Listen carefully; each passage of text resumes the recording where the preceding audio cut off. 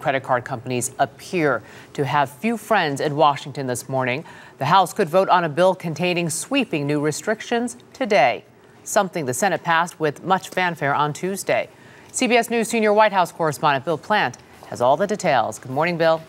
Good morning, Julie. Anger against banks and credit card companies in these tough times probably accounts for the overwhelming bipartisan support for the reform bill, particularly in the Senate. For consumers across the country who are drowning in credit card debt, a lifeboat has just arrived. New York Senator Chuck Schumer was one of 90 senators who passed what's being called the Credit Card Bill of Rights.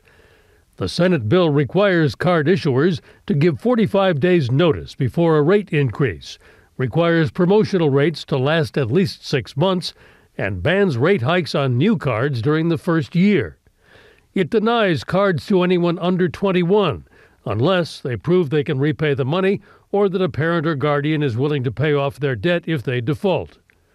But some bankers and economists warn that the new rules could actually harm consumers. It could have counterproductive effects in that credit companies will react and say, we're just going to make less credit available. Now, there is an amendment in the Senate bill which allows loaded guns in national parks. Don't ask. But that's likely to cause some argument when House and Senate members sit down to reconcile this. But still, with all that public support, this bill is likely to be on the president's desk by the end of the week. Harry? Bill Plante at the White House this morning. Thanks. Joining us now from Capitol Hill is the chairman of the Senate Banking Committee, Senator Chris Dodd. Senator, good morning.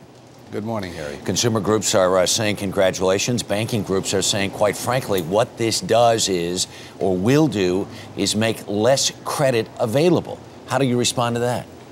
Well, first of all, this was a great day for consumers. I've been at this for 20 years, offered the first legislation 2 decades ago, and where I could hardly get 30 votes on something like this. And so the world has changed dramatically.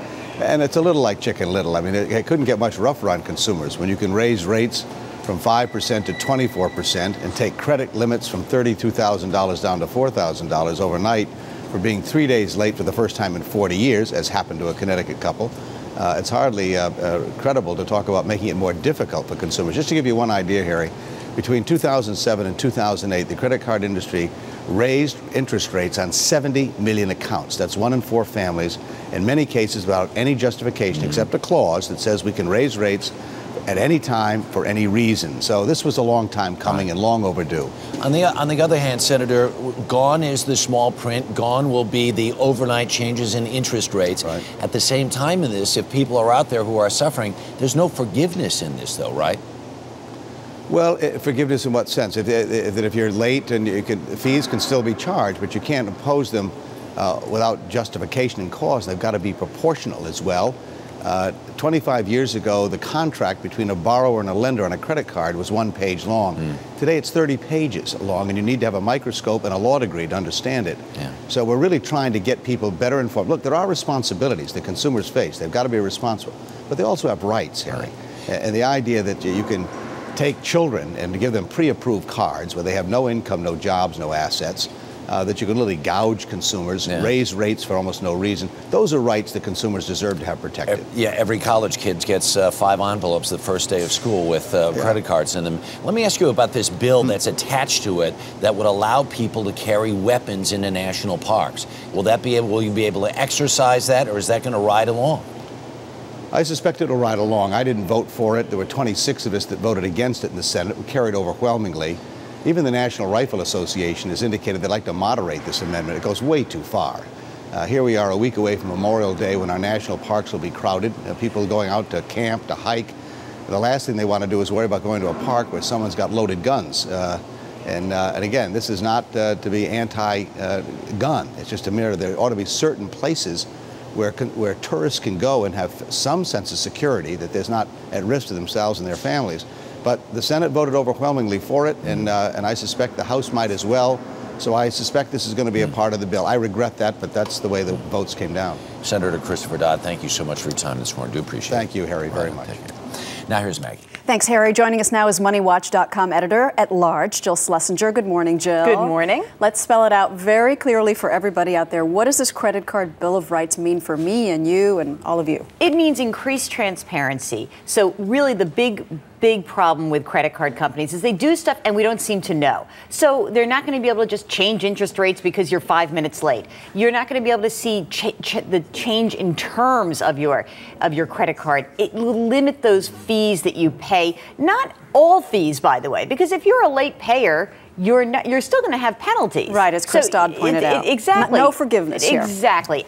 More disclosure, and I think that's pretty important, that people don't understand what they're signing up for, and real big regulatory push to oversee this industry more specifically, and the government's going to be involved. That's why the credit card companies are pretty upset.